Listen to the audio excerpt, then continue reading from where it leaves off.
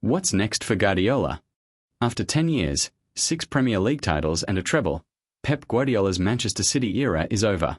Enzo Maresca has already been named his successor. So the real question left is simple. What does Pep Guardiola do next? Start with the shape of his career. Barcelona from 2008 to 2012, Bayern Munich from 2013 to 2016, then a full decade at Manchester City that just came to an end. Put it in club history terms. In 136 years before Guardiola arrived, Manchester City won 18 major trophies. In 10 years under him, they won 20. Those 20 trophies break down like this: 6 Premier Leagues, 3 FA Cups, 5 League Cups, 3 Community Shields, 1 Champions League, 1 UEFA Super Cup, and 1 FIFA Club World Cup. The peak was 2022 to 23, Premier League, FA Cup, and Champions League, all in the same season.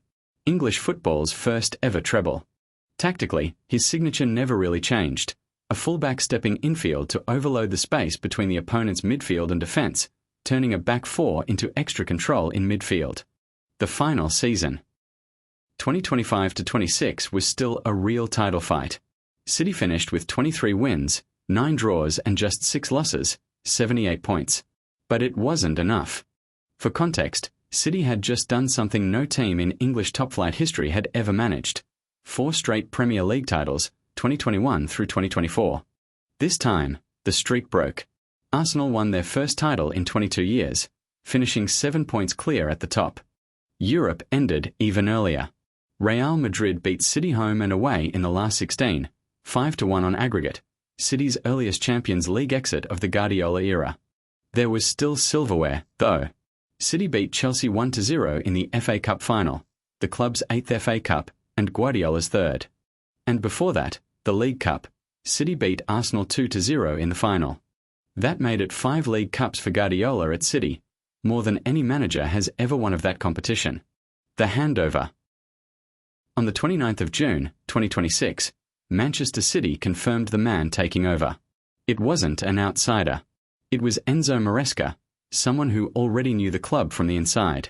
His own path, a brief spell at Parma in 2021, a championship title with Leicester in 2023-24, 18 months at Chelsea where he won the Conference League and the FIFA Club World Cup, and now Manchester City.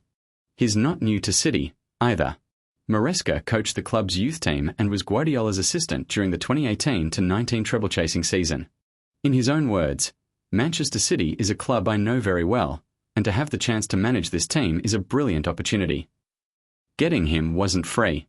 City paid Chelsea around £17 million in compensation for an early release. His own tactical identity is different in the details. Maresca builds patiently from the back, 2 centre-backs and a goalkeeper who isn't afraid to join them, while 1 fullback steps inside to sit beside the holding midfielder, turning a back 4 into a back 3 with an extra body in midfield. The result is a team that spends a lot of its own build-up deep, patient short passes near their own box, drawing the press before playing through it, rather than going long early.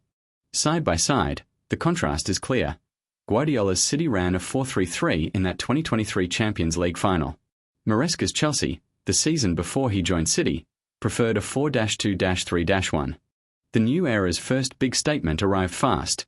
City signed Elliot Anderson for a reported £116 million, a British transfer record.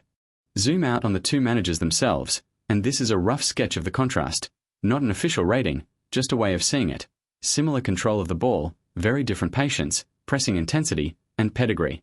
But the more interesting question isn't who replaced Guardiola, it's where Guardiola goes now. First, a year-long sabbatical, the same pattern he followed after leaving Barcelona back in 2012. Here's the timeline as it actually stands. City confirmed his exit in May. Maresca was confirmed at the end of June. Guardiola is reported to be taking on an ambassador and technical advisor role with City Football Group, and has spoken openly, as far back as 2018, about wanting to coach a national team one day. And this week, one name jumped to the front: Italy. They've missed 3 straight World Cups. Paolo Maldini was named the federation's new technical director on the 11th of July. And according to Gazzetta dello Sport, Guardiola is now on Italy's shortlist, alongside Antonio Conte and Roberto Mancini. It would be a genuine first. In 2 decades of club management, Pep Guardiola has never once managed a national team. So here's the honest version of his career path. 3 confirmed stops, and 1 open question mark. One more way to see the Man City years. Of his 20 trophies there, 17 were domestic, and 3 were European or global. Volume at home, with real, if rarer, success abroad. Italy isn't the only name being floated, either. Reports have also linked him to England, Spain, and even the United States national team. Whatever comes next, the number that sums up the last 2 decades is this: 45. That's how many trophies Pep Guardiola has won across Barcelona, Bayern Munich, and Manchester City. Manchester City has already moved on, with a manager who once stood beside him on the same touchline. The only real mystery left is what Pep Guardiola does with the next chapter. Let us know who you think he manages next, and subscribe for when we find out.